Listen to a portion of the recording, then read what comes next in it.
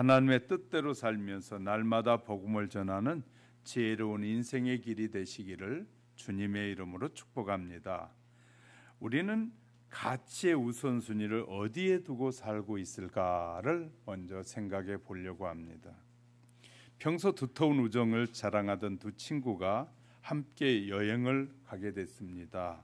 이 외진 산길을 깊게 걷고 있는데 반나절 동안 이 친한 친구가 걷다 보니까 고단해서 두 친구는 잠시 쉬기로 했는데 쉬기로 한 그 주위에 이 숲풀 사이에 반짝거리는 것이 있었습니다. 이를 발견한 한 친구가 다가가서 숲풀 사이에 살펴보니 금덩어리 하나가 떨어져 있던 것입니다.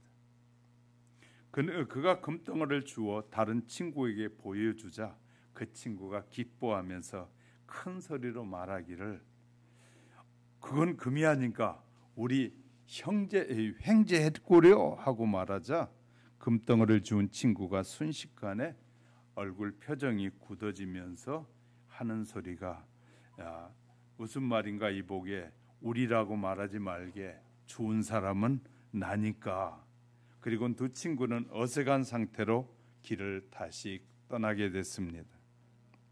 하지만 잠시 후 길을 가는데 요란한 소리가 나서 뒤를 돌아보니 산적들이 지금 금덩어리를 잃어버렸는데 그 금덩어리를 찾기 위해서 앞에 가고 있는 이 친구들을 향해 쫓아오는 것이었습니다.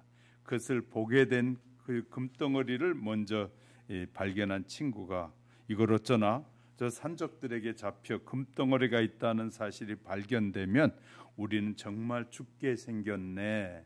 그러자 친구는 무표정한 채로 말하기를 우리라고 말하지 마시기에 금덩어리 주운 사람은 자네가 아닌가. 이 사람들은 소유의 속성 중에 물질에 대해서 끊임없는 욕심과 이기적인 탐욕이 사람들에게는 가득하다는 것입니다. 하지만 물질은 없다가도 생기는 것이고 있다가도 사라지는 유동적인 것입니다.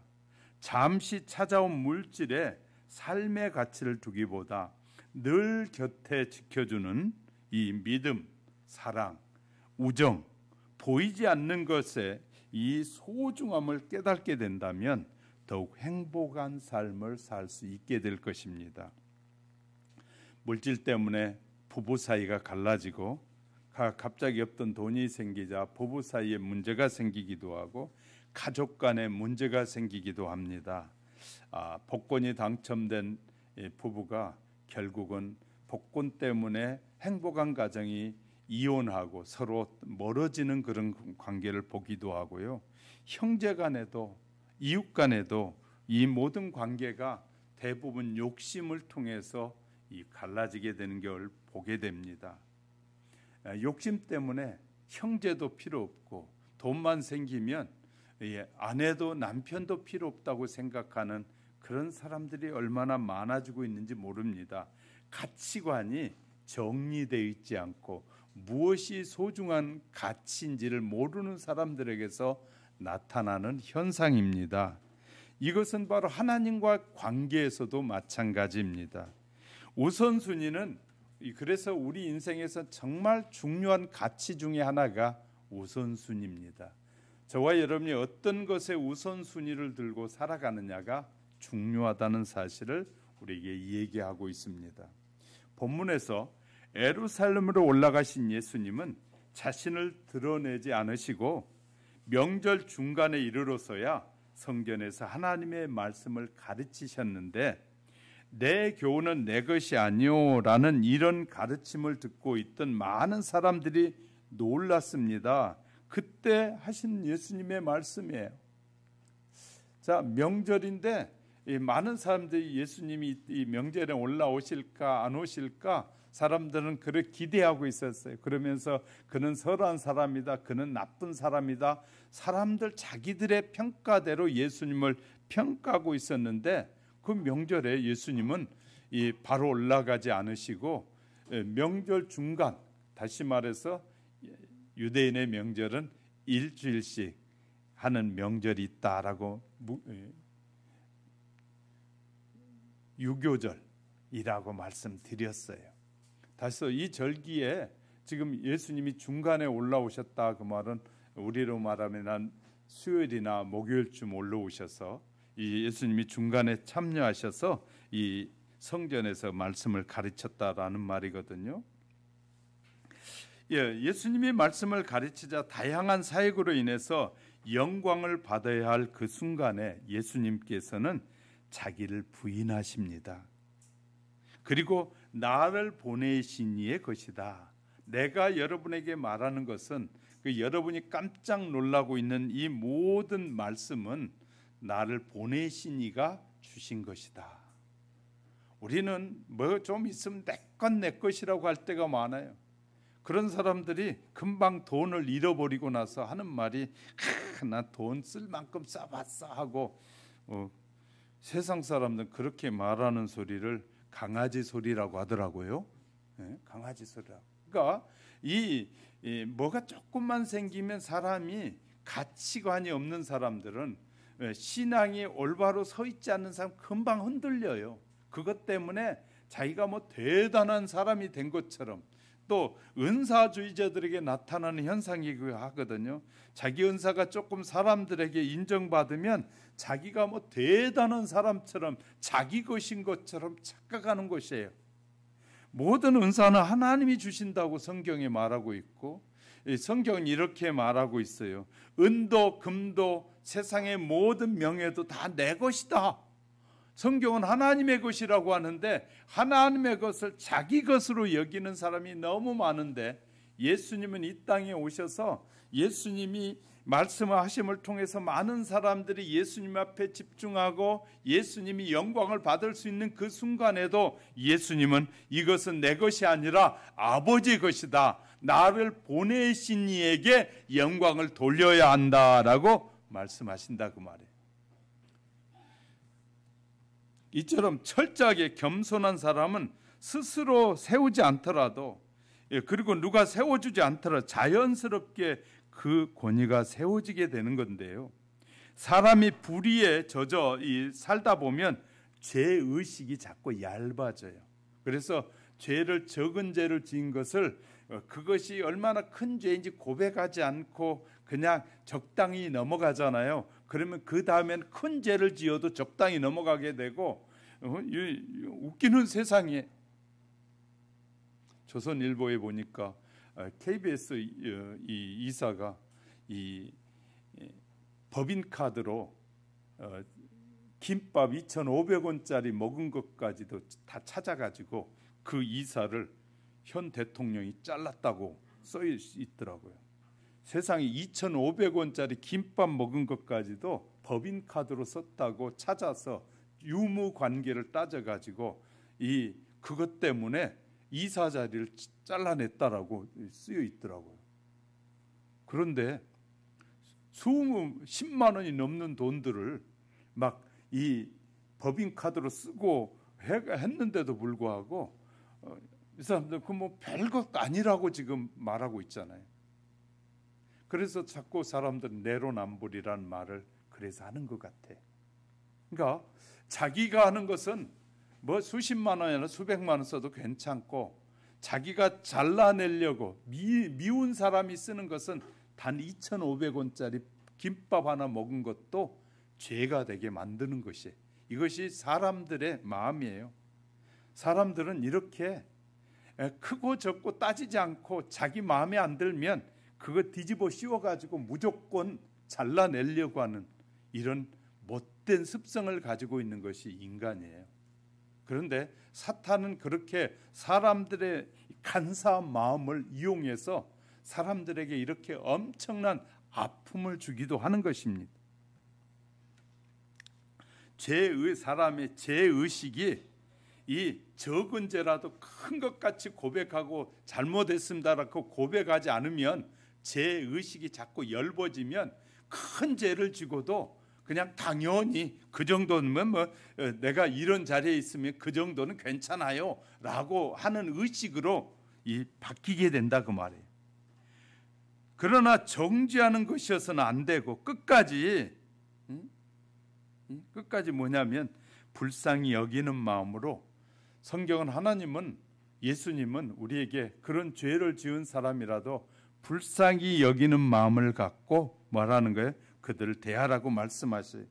본문에서 예수님 그 모범적인 사례를 우리에게 보여주시는데 당시 유대인들은 너무 깊은 죄에 빠져 있었어요.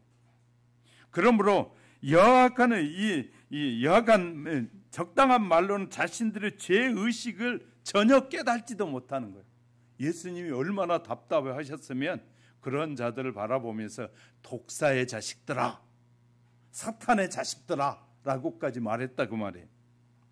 그리고 예수님께서 무엇보다도 이 강력한 어조로 그들의 잠든 영혼을 깨우시려고 하고 있어요. 그러나 그들은 여전히 죄의 잠에 깨어날 줄 몰랐어요. 그들은 예수님께서 무슨 말씀을 하시는지 이해하지도 못했다라고 말하잖아요. 왜 그럴까요?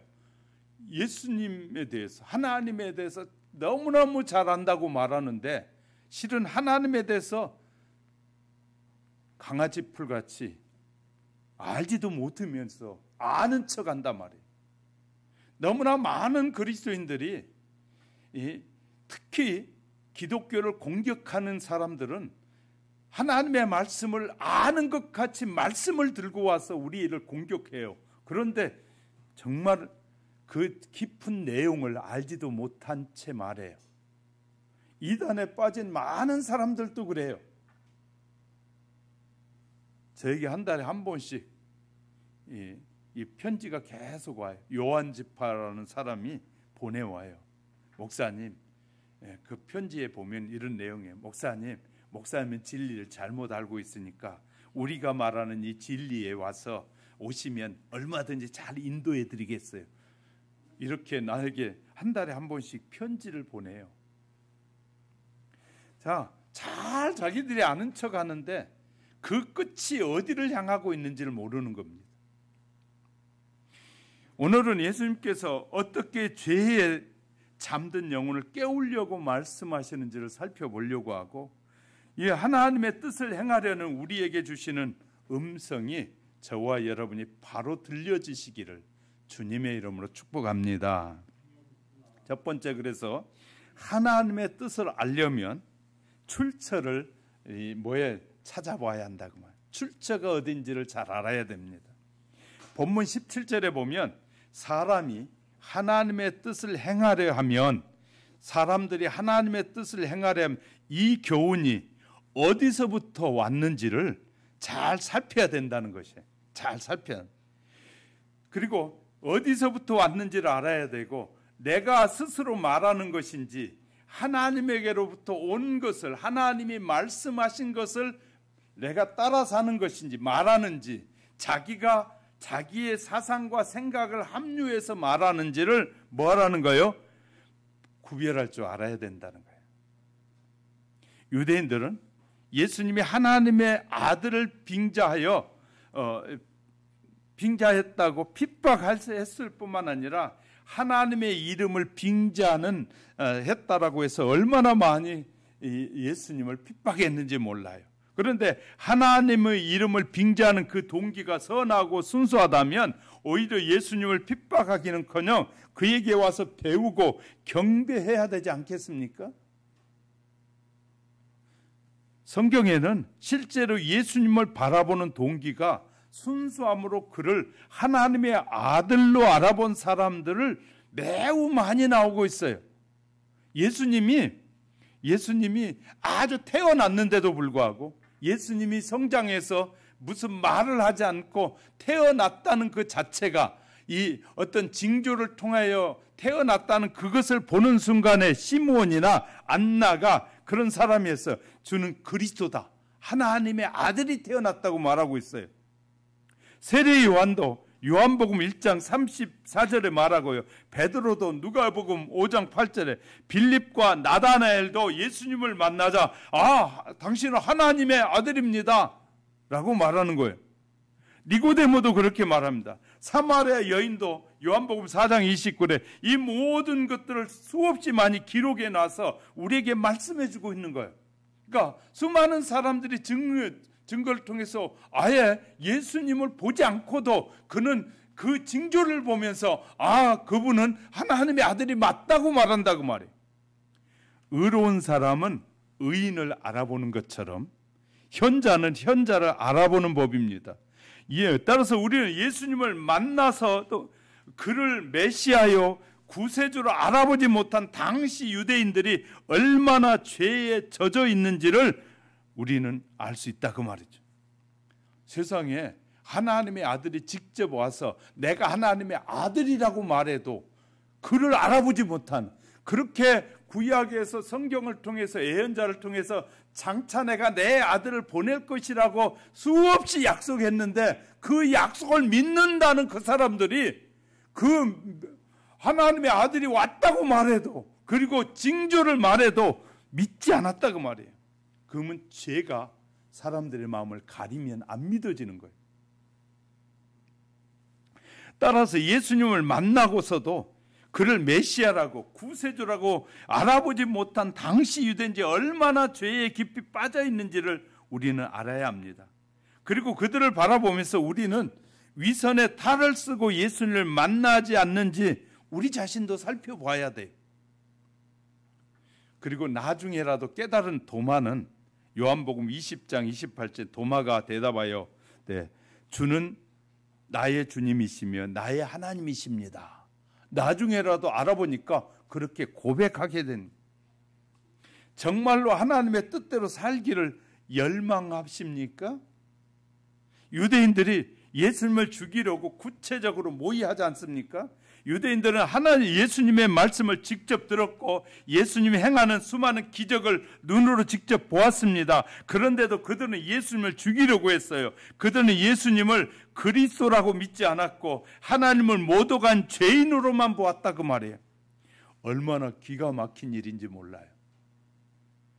하나님이 약속하신 그 하나님의 아들이 눈앞에 있는데도 하나님의 아들로 인정하지 않는 유대인들.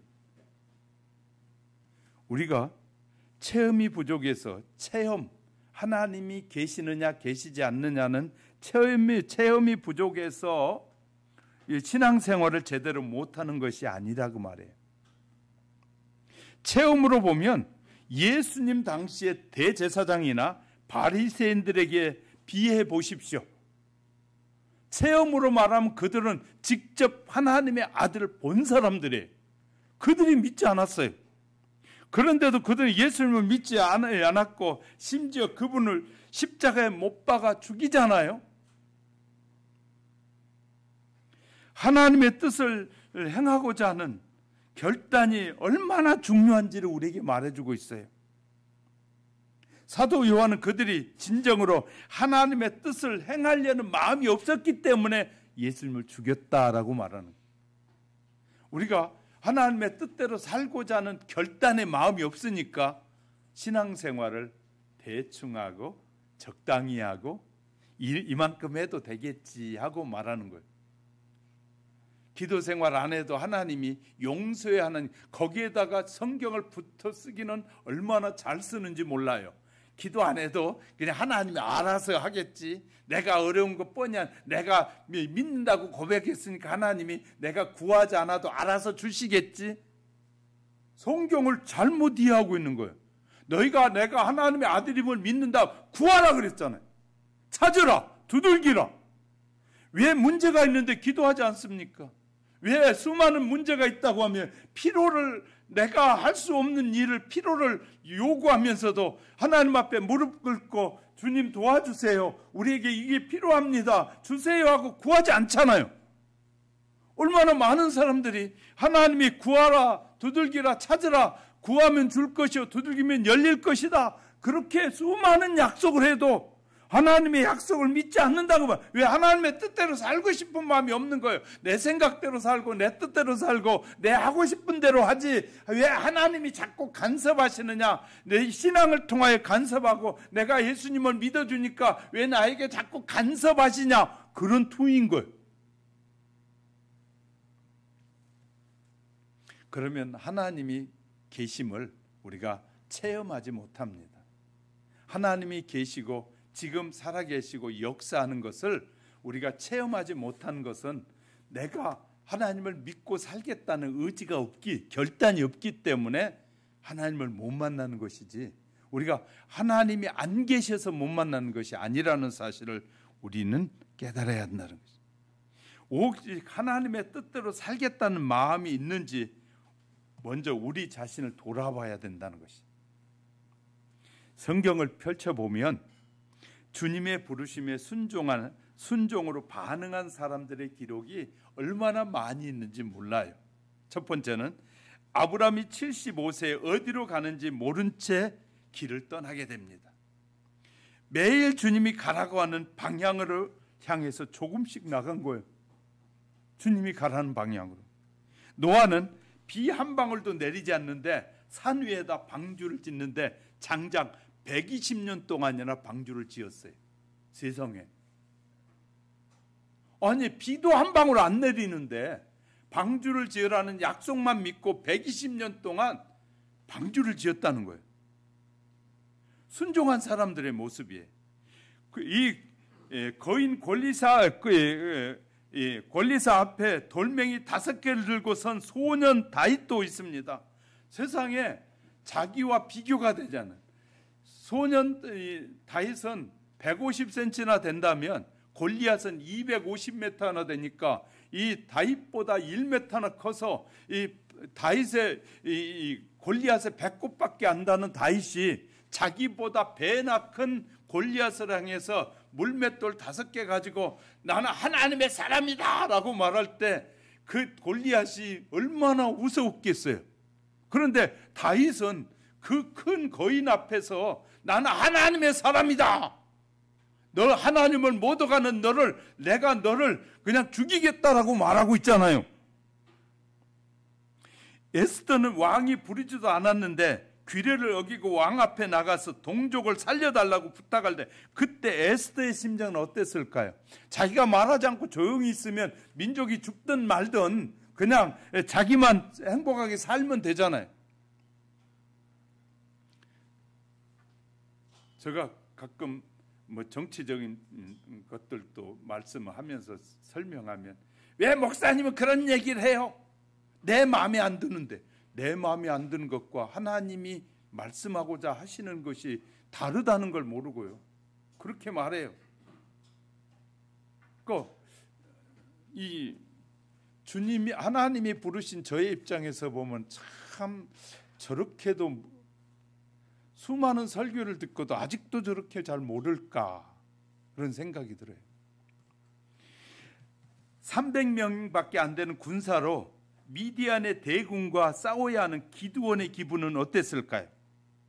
우리는 이런 믿음의 영웅들의 이야기를 읽을 때 큰 은혜를 받습니다. 야, 대단하다, 은혜 받습니다. 왜냐하면 내 문제가 아니라 남의 이야기니까. 그리고 그 결말을 너무나 잘 아니까. 그런데 그것이 내 문제라고 여겨지면 확 달라져 버리는, 내 문제라고 여기면 달라져. 여러분, 아브람과 같은 상황에 처했다면 그들처럼 여러분 할 수 있을까요? 권사님, 내일 보따리 싸고 떠나셔야 됩니다. 할 수 있을까요?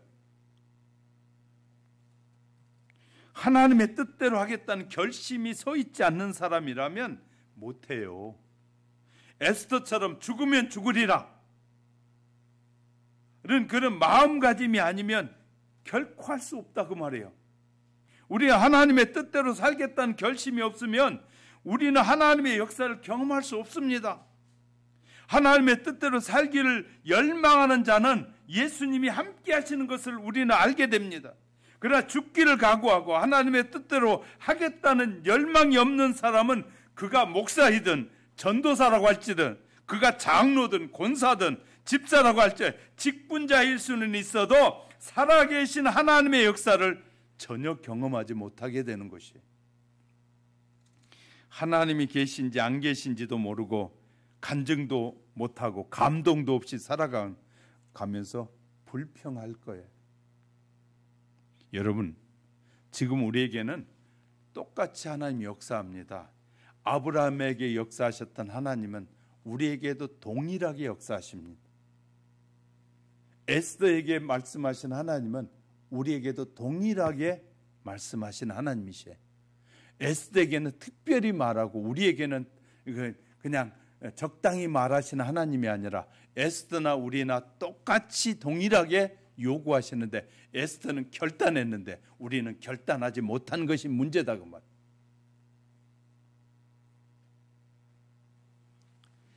우리 가운데 역사하고 계신 하나님, 그 사실을 믿고 순종하겠다는 마음으로부터 출발해야 된다는 사실을 깨닫게 되시기를 주님의 이름으로 축복합니다. 그러니까 하나님이 나를 부르셨다는 믿음이 없이 출발하면 늘 흔들리게 되는 거예요. 그러나 나는 하나님이 부르셨다는 분명한 믿음이 있으면 어떤 환경에서 흔들리지 않게 된다는 것입니다. 그래서 나를 부르신 분은 하나님이시냐 아니냐를 먼저 여러분이 마음속에 새겨보는 것이 필요할 것 같습니다. 두 번째, 하나님의 뜻대로 살려면 아버지의 영광이 최우선이라는 것이에요. 18절에 보세요. 스스로 말하는 자는 자기의 영광만 구하되, 스스로 자기의 생각을 말하는 사람은 자기의 영광만 구하되, 보내신 이의 영광을 구하는 자는 진짜 참된 분이다. 참된 일꾼, 좋은 일꾼은 보내신 이의 영광을 나타내고, 반대로 스스로 말하는 자는 자기의 영광을 구한다. 예수님이 하신 말씀이에요. 우리 이 말씀 속에서 그 긍정적인 성도는 두 가지의 분류가 있다는 사실을 알게 되는데, 극단적으로 표현하면 첫 번째 분류의 사람은 결국 하나님을 믿는다고 하면서 하나님 때문에 손해보지 않으려고 하는 사람, 그는 교묘한 방법을 통해서 하나님께로 돌려야 하는 영광마저 중간에 가로챈 사람이 되는 거예요. 이 누가복음 18장에 가보면 자기를 의롭다고 여기는 바리새인과 같은 사람, 신앙 안에 사는데, 신앙 안에 살기는 사는데 하나님을 믿는다고 하는데 자기 영광을 위해서 사는 바리새인과 같은 사람, 이들은 가장 하나님을 위하는 척 하면서도 사실은 가장 자기를 위하는 자들이 되는 거예요.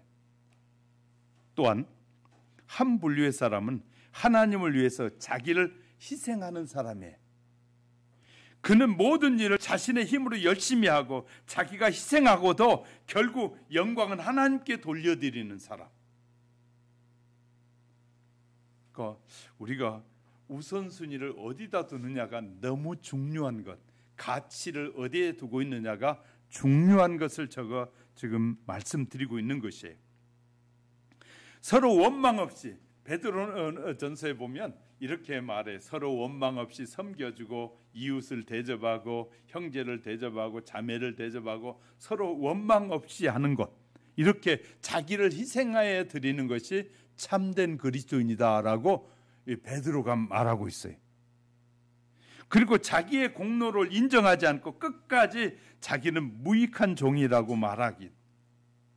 전자는 대표적인 인물이 유대인이라면 후자는 끝까지 자기를 부인하고 아버지께 영광을 돌리는 대표적인 분이 예수님이에요.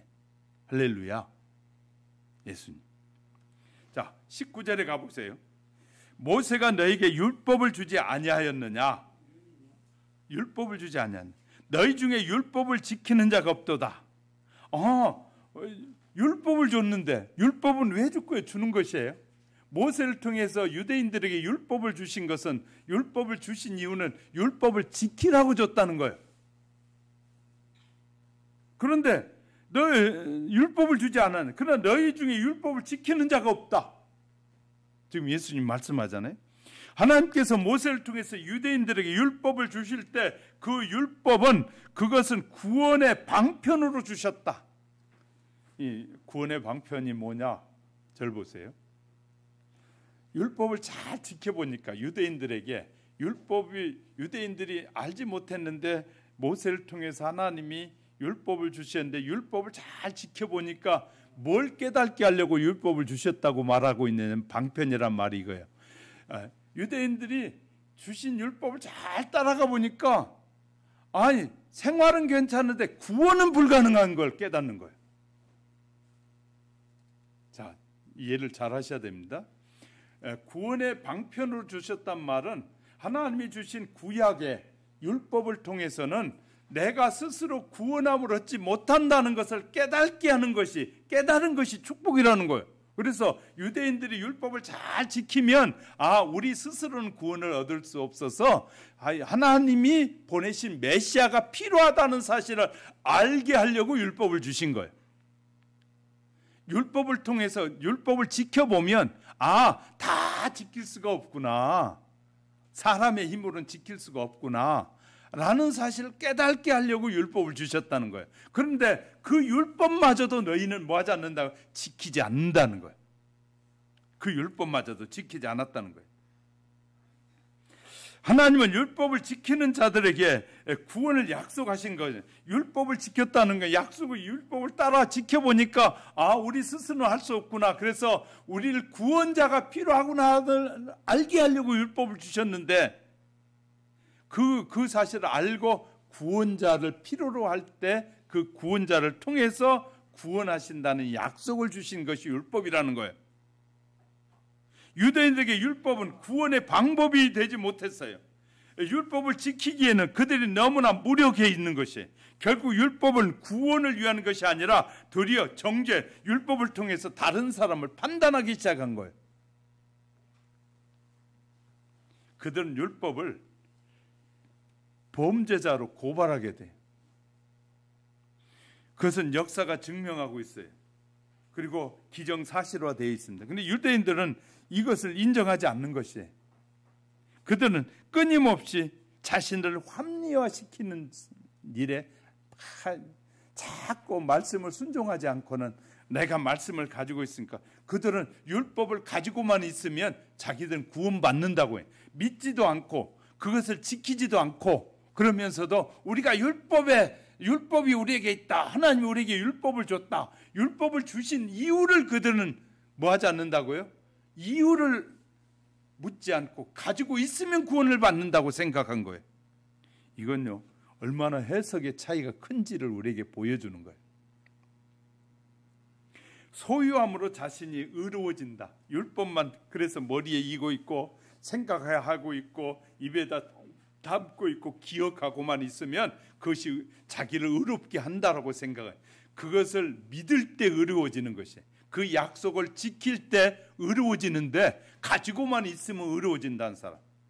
그러니까 우리가 그것은 이렇게 표현할 수 있어요. 우리가 믿는다고 말은 하고 행동이 없는 사람, 말로만 하는 것이 신앙은 진짜가 아니에요. 가짜예요. 말로만 한 약속은 다 가짜예요. 그래서 공약이라고 하잖아요. 빌공짜, 빌약속, 지키지 않을 약속, 공약.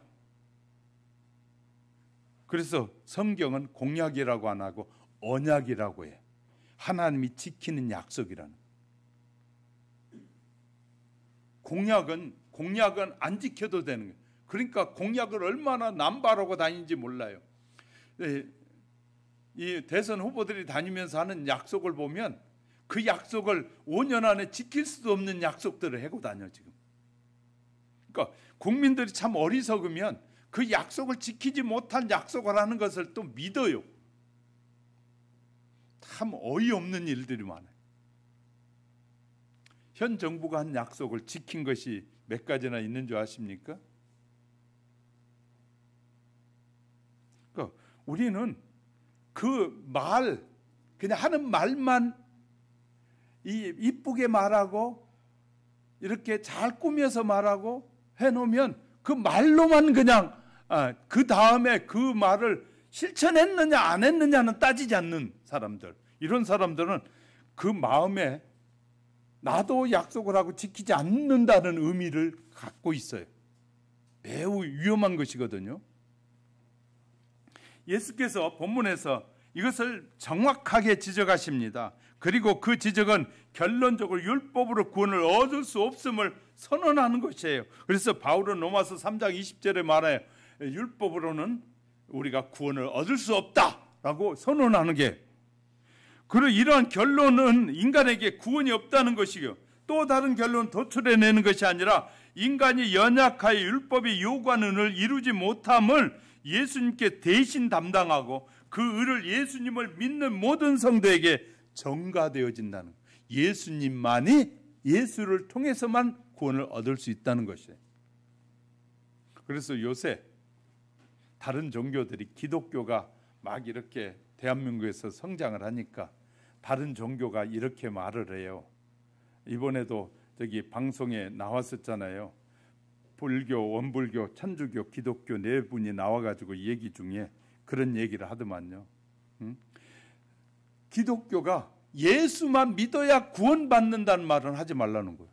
모든 종교에도 구원이 있다고 말해야지, 왜 예수 믿어야만 구원을 받는다고 말하는 것은 자기들이 수용할 수 없다고 말하는 거예요.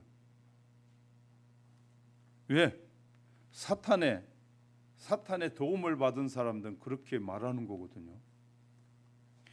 영원한 것을 위해 영원하지 않는 것을 버릴 수 있는 용기가 필요한 것이, 지금 많은 사람이 하나님의 말씀을 듣지 못해서 답답해해요. 하나님의 인도를 받아야 한다는 것을 알아도 그것이 너무 어렵다고 말해요. 하나님의 인도함을 받는 게 어려워요. 그런데 그렇지 않습니다. 하나님은 우리에게 그의 뜻을 깨닫지 못하게 할 이유가 없어요. 하나님, 우리가 더 많이 깨닫고 알고 그 말씀을 실천하기를 원하시는 하나님이시지, 우리가 깨닫지 못하게 하기 위해서 막 어렵게 해놓고 우리가 접근하지 못하게 하시는 그런 하나님이 아니란 말이에요. 하나님은 우리에게 어떻게 하면 우리가 더 접근해서 하나님을 알고 깨닫고 믿게 하려고 우리말로도 번역을 했고 다양한 세계의 언어로 번역을 해서 모든 사람들이 이해할 수 있는 언어로 다 번역하게 하는 이유가 뭐냐면, 모든 사람이 듣고 다 구원을 얻기 위해서 그렇게 하시고 계셔요. 근데 우리가 하나님의 뜻을 깨닫지 못한다는 것은, 설교의 말씀을 들을 때 주관적인 생각을 가지고 하나님의 말씀을 들으니까 깨닫지 못하는 거예요. 그 말씀을 듣는 순간에 깨달아지면 나도 저렇게 순종해야지, 저렇게 믿음으로 살아야지 결단하고 그렇게 살지 않으니까 하나님이 계심을 경험하지 못한다는 생각을 안 한다고 말해요.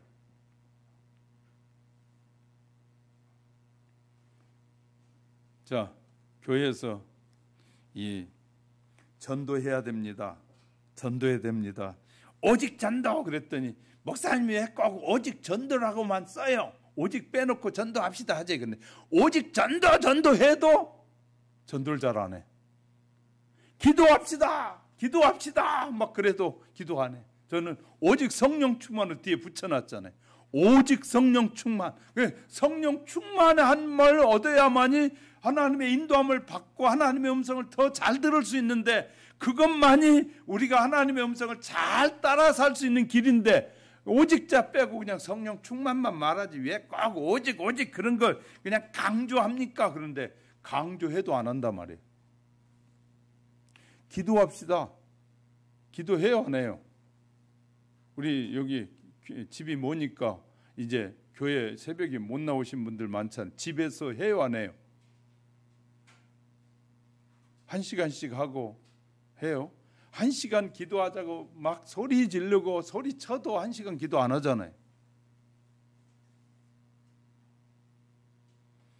그러니까 근데 이제 놀라운 것은요, 이 기도할 때 하나님 도와주세요, 제 문제를 해결해 주세요 하고 기도하던 사람이 하나님의 뜻을 알게 되면 기도가 바뀌기 시작하는데, 이렇게 바뀌어져요. 주님의 뜻이 무엇입니까?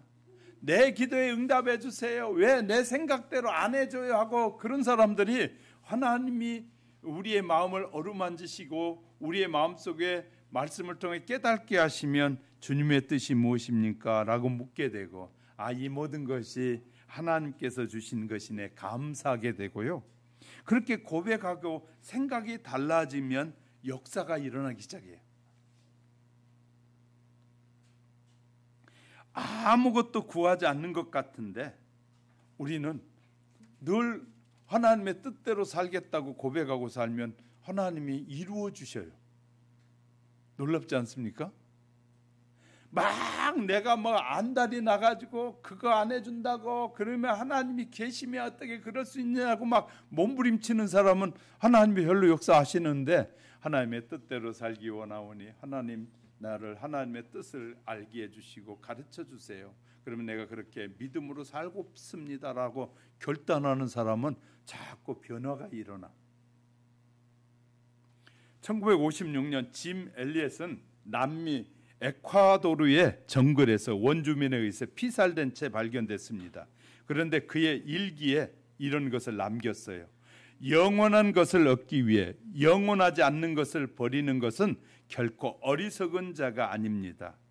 주님, 오래 사는 것을 구하지 않습니다. 다만 주님을 위해서 제 삶이 불타기를 원합니다. 주님의 말씀에 따라 순종하기만을 원합니다. 그의 일기에는 그렇게 쓰여요. 그랬으니까 지금 이 원주민이 자기를 죽이려고 하는데도 비행기를 내려가지고 그들에게 다가가다가 그가 죽게 되잖아요.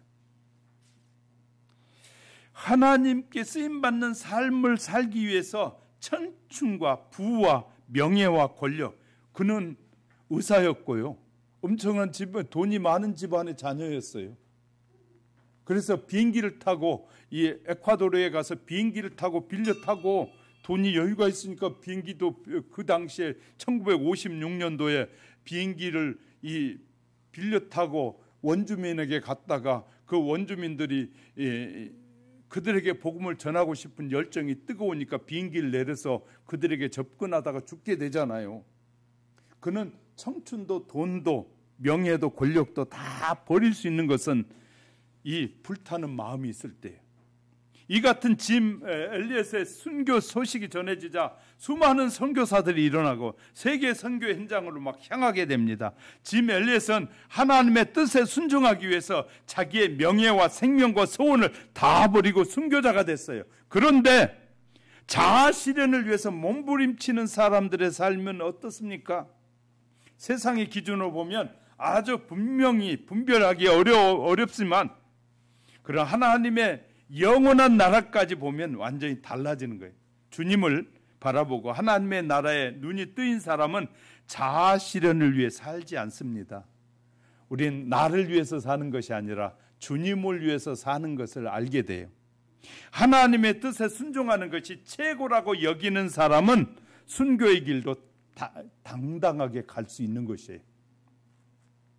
어느 기독교 사장님이, 어느 기독교 실업인이 신입사원 때 이 얘기를 들려줬는데요. 지원자들에게 물어봅니다. 왜 우리 회사에 입사하려고 합니까? 라고 물어본답니다. 지원 동기를 물으면 대부분이 자아 실현을 위해서요, 그런다는, 그렇게 대답한답니다. 솔직하게 돈이 필요해서 왔어요 라고 말하지 않고 자아 실현을 위해서 왔어요, 그런다는 거예요. 그러니까 돈이 필요해서 왔다는 사람이 요새 젊은이들은 하나도 안 한대, 그런 말을. 자아 실현이라고 말하면 고상해 보이니까. 그런데 미국의 심리학자 에브럼 메슬로우는 인간은 가장 높은 욕구는 자아 실현이라고 심리학자가 말했거든요. 그러니까 그것을 따라 이제 자아 실현이라고 말한다는 거예요. 그런데 직장 내 모든 갈등은 자아 실현 때문에 싸움이 일어난다는 거예요. 서로 이 사람도 자아 실현, 저 사람도 자아 실현. 자기 돈으로 하는 것이 아니라 사업가 남의 돈으로 자기 자아 실현을 이루려고 저희들끼리 싸운다는 거예요. 맨날 자아 실현은 자기 돈으로 해야 되잖아요. 남의 회사에 와서 남의 회사에 해를 끼치면서까지 자아 실현을 하다가 나중에는 쫓겨난다는 거예요. 웃기잖아요. 자아 실현을 하는데 자기 지식을 가지고 자기 자아를 실현하는데 뭐 한다고요? 자아 실현을 위해서 회사에 들어왔으면 자아 실현이 그 회사를 위해 쓰여져야 되는데 자기를 위해서 자꾸 일하다 보니까 자꾸 싸운다는 거예요, 회사에서. 하나님이 회사가 부를 때 자아 실현을 위해서 부른가요? 회사를 위해서 부른가요? 그 회사에서 사람을 돈을 주고 쓸 때는 그 사람의 자아 실현을 위해서 쓸까요? 회사를 위해서 쓸까요? 세상에 이것도 구분하지 못한 친구들이 많은 거예요. 자아 실현이 자, 그 회사를 유익되게 하고 복되게 하면서 자아실현을 해야지, 자기만을 위해서 남은 피해를 주면서 자아실현하는 것은 잘못된 거잖아요. 그죠? 우리 직장 생활할 때 잘 하셔야 돼요. 그러니까 우리가 기본적인 지식이 정리가 되어 있지 않으면 이런 이 허무맹랑한 말을 하면서도 우리가 그것이 무슨 말인지도 모르고 말할 때가 많다고 말이에요. 예수님은 우리의 삶의 실패를 통해서도 길을 인도해 주시고, 순탄하지 못한 그 역경을 통해서도 우리의 모든 길을 이끄시는 분이 하나님이셔요. 틀림없이 아리송하고 모호하고 혼란스러운 상황에 부딪히게 되겠지만, 그러나 믿음으로 계속 살아보면 하나님의 인도함을 나중에 깨닫게 되는 거예요. 자, 하나님의 부름을 받은 사람은 과정이 어렵고 힘들다고 할지라도 잘 따라가 보면 하나님이 왜 이렇게 인도하셨구나를 알게 된다는 거예요. 그런데 따라가다 자기 마음에 안 드니까 포기해버려. 에이, 부르신 분이 내 생각대로 안 해주고 내 뜻대로 해주려고 하나님이 부르신 것이 아니라 하나님의 뜻을 이루려고 우리를 부르셨다는 거예요. 그러니까 부르심 자체를 이해하지 못한 사람들이 너무나 많아요. 예수 믿으면 내 부자 되고, 예수 믿으면 내가 하고 싶은 거 하고, 예수 믿으면 내가 가고 싶은 대로 마음껏 내 마음대로 펼치라고 하나님이 우리를 부르신 것이 아니라, 내가 그 사탄을 숭배하던 예수 믿으면 나에게 복을 줘가지고 내가 내 멋대로 살게 하려고 나를 부르신 것이 아니라, 예수님이 우리를 하나님의 자녀로 부르신 것은 우리를 불러 하나님의 자녀답게 변화되어져서 하나님의 나라에 영원토록 함께 살게 하려고 우리를 부르셨는데, 잘못 이해하는 수많은 사람들이 예수 믿으면 돈 벌고 잘 돼가지고 내 하고 싶은 대로 하고 내 멋대로 살고 내가 이루고자 하는 것, 나를 자랑하고 나를 드러내고 사는 것이 예수 믿는 것이라고 착각하는 사람들이 너무나 많다 말. 예수님 뜻대로 살다 보면 부유해질 수도 있고 가난해질 수도 있고, 예수님의 뜻대로 살다 보면 회장이 될 수도 있고 사원이 될 수도 있고, 그 삶을 통해서 하나님이 우리를 세워가시는데, 우리는 목적이 뭐냐면, 예수 믿는 목적이 내가 잘되고 내가 형통한 것이, 내가 영광스러운 것이, 그것이 예수 믿는 목적이라면 시작부터 잘못됐다는 거예요. 이해하셨으면 아멘. 우리 신앙이에요, 너무 잘못된 길을 가면서도 잘못된 길을 가고 있는지도 모르는 사람들이 너무나 많다는. 세 번째, 사악한 사람들은, 사탄은 선한 이웃을 미워해. 선한 삶을 사는 사람을 싫어해요. 자, 19절 하반절을 볼게요. 너희가 어찌하여 나를 죽이려 하느냐.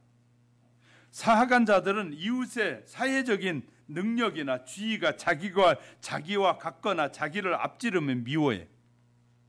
그러니까 세상 사람, 우리가 예수 믿는 사람이 행복하게 잘 사는 거 싫어해. 어떻게 해서든지 자기보다 떨어뜨려 놓으려고 합니다. 또한 마찬가지로 원리로 선하게 살아가는 사람은 거짓 없이 살아가는 사람을 보면 미워하는 것이에요. 어떤 수단과 방법을 사용해서든지 그가 자기와 마찬가지로 죄를 범하게 만들고, 그러하여금 그래야 자기가 만족해지는 거예요. 아니면 선한 이웃이 자기들의 시야에서 사라지기를 바라는 거예요. 그러니까 현 정부의 일부 사람들은 기독교가 자기들을 가로막는, 자기들이 하고자 하는 일을 가로막으니까 기독교를 핍박하려고, 기독교를 구체적으로 어떻게든지, 아니 하나님이 계신데 자기들이 기독교를 재편집한다는 거예요. 이인영이가 그렇게 공개적으로 말했어요. 나쁜 인간이에요. 그 인간은 목사 사위에, 이인영이가 진보주의 목사 사위에 교회를 재편하겠다는 거예요.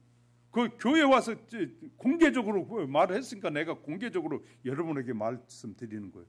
교회를 재편한 그 지가 하나님인 거예요. 말의 의미도 모르고 말하는 놈들이 있어요. 그들이 말하고 그들이 전략을 짜고 준비하는 것들 동의하라고 저보고, 그리고 성도들에게 그 아무나 따라가도 괜찮소 그렇게 여러분에게 말하면 저는 하나님의 종이 아닌 거예요.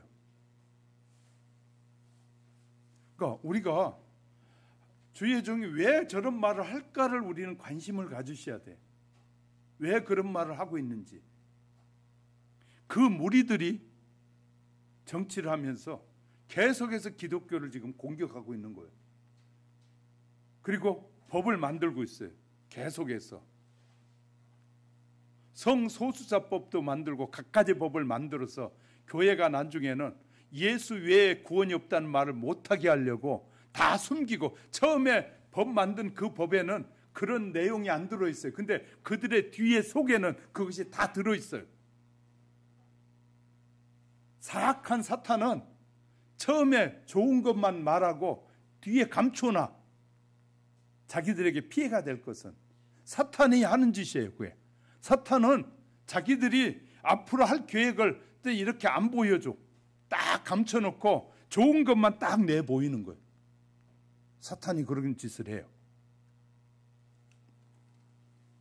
목사는 그런 것을 분별해서 성도들에게 바르게 가르치라고 하나님이 목회자를 세운 거예요.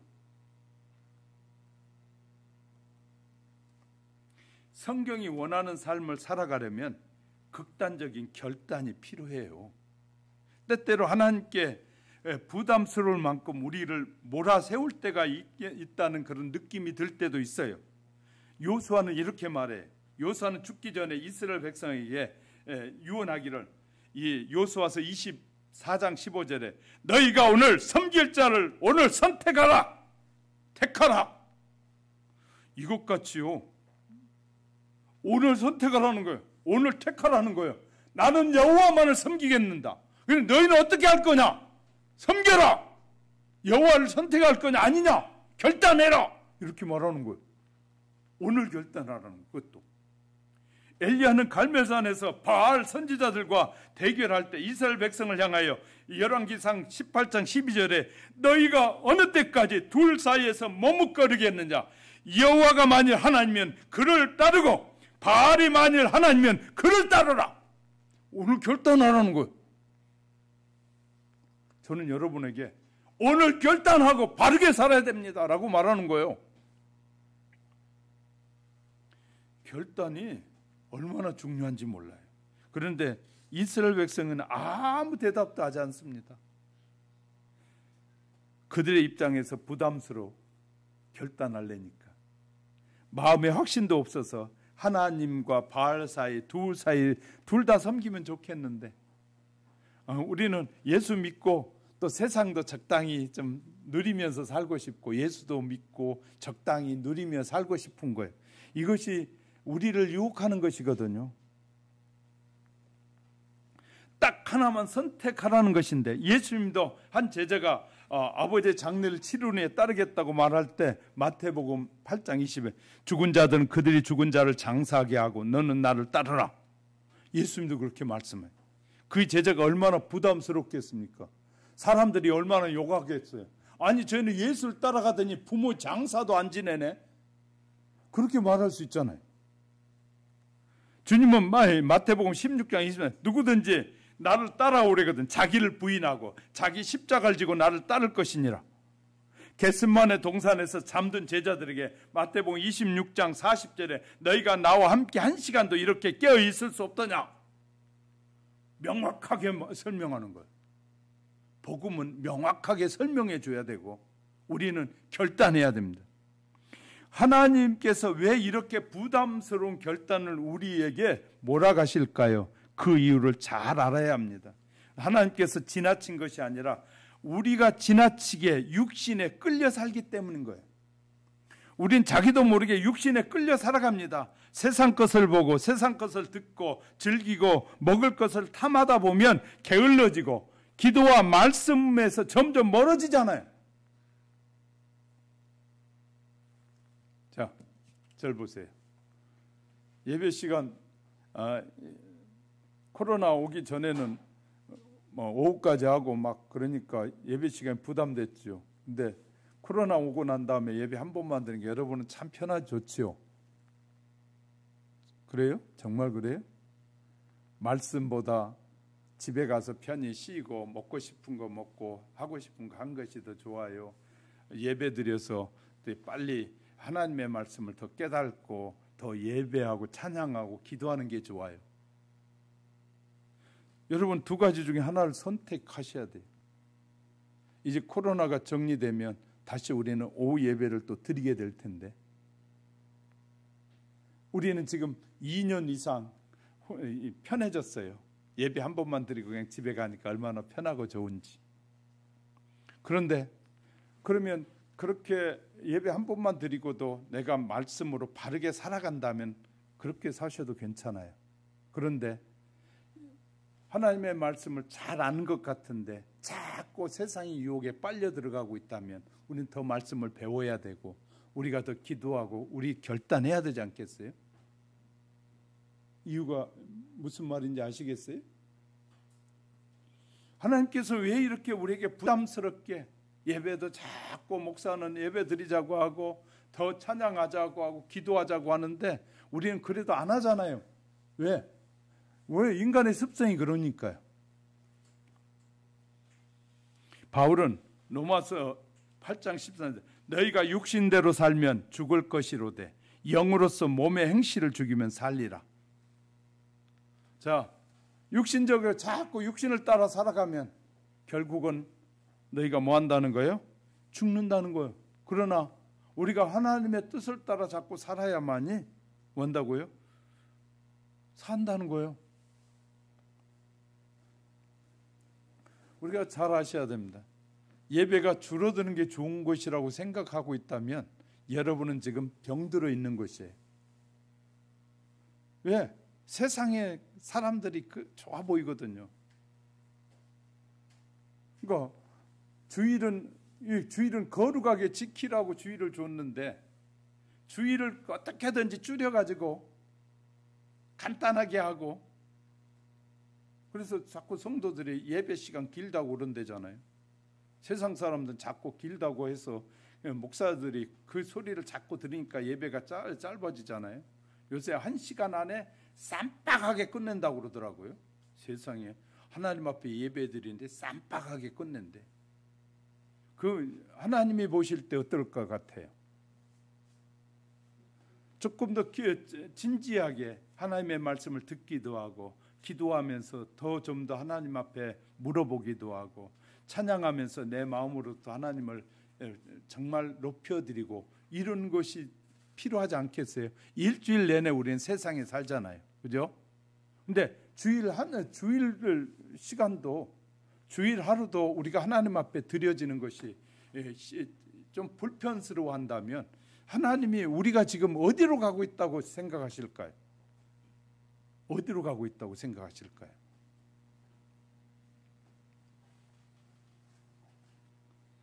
이런 생각 안 해보셔서 나는 예배하다 죽으리라. 나는 기도하다 죽으리라. 나는 하나님의 뜻대로 살다 죽으리라. 아멘을 안 한 거 보니까 그렇게 하기 싫은가 봐요. 그죠?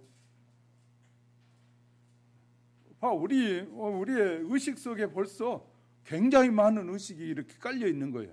편한 것이 좋고 쉬운 것이 좋고 그냥 그래도 구원은 얻고 싶고 그러니까 하나님 앞에 나오기는 나왔는데 구원은 없고 천국이라는 게 있는 것 같기는 한데 그 천국에 대한 믿음이 우리가 흔들리면 그렇게 되는 것이거든요. 하나님의 영광 앞에 서면 매 순간이 황홀해지고 내 형편이 너무 어려워서 말할 수 없이 비참해도 영적인 세계에 들어가면 우리가 이 세상의 것이 아무것도 아니라는 걸 배우게 되거든요. 영적인 깊은 세계에 들어가게 되면 영적인 세계를 깊이 경험하게 되면 물질로 사는 것이 아니라 이 먹고 사는 것이 삶이 아니라 주님 안에 사는 것이 얼마나 행복하다는 사실이 깨달아지면 세상의 부귀영화가 하나도 부러워지지 않거든요. 그런데 세상의 부귀영화가 부럽잖아요. 우리는요. 그래서 돈만 조금 생기면 돈 없는 사람 무시하고 내가 돈 있으면 주도권을 내가 잡고 싶고 하고 막 그러잖아요. 특히 가난하게 살아본 여자들은 자기가 돈에 주도권에 잡히면 남자하고는 뭐고 질서도 필요 없어. 자기가 다 지고 흔들고 싶어 하는 거예요. 이거 얼마나 큰 문제인지 몰라요. 하나님은 가정에 질서를 세워놨는데 질서가 필요가 없어지는 거야. 왜? 돈이 질서니까. 이런 못된 것들을 사탄이 퍼뜨리고 있고요. 하나님의 말씀보다는 세상이 좋아 보이는 거예요, 자꾸. 여러분 부담될지 모르겠네요. 오늘도 여러분이 말씀드리면서. 우리는요, 하나님의 뜻대로 살고자 하는 자는 하나님이 원하시는 삶을 사는 것이 부르심을 받는 자의 삶이다. 할렐루야. 우리는 이렇게 바르게 가르치잖아요. 여러분, 제가 여러분에게 성경의 올바른 것을 가르치려고 애쓰잖아요. 제가 잘못된 것이 있으면 저에게 언제든지 물으십시오.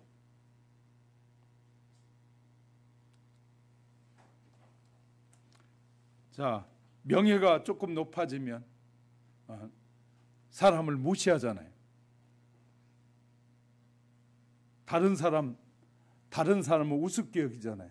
우리는 다른 사람 모두를 다 존중히 여겨야 돼요. 소중히 여겨야 돼요.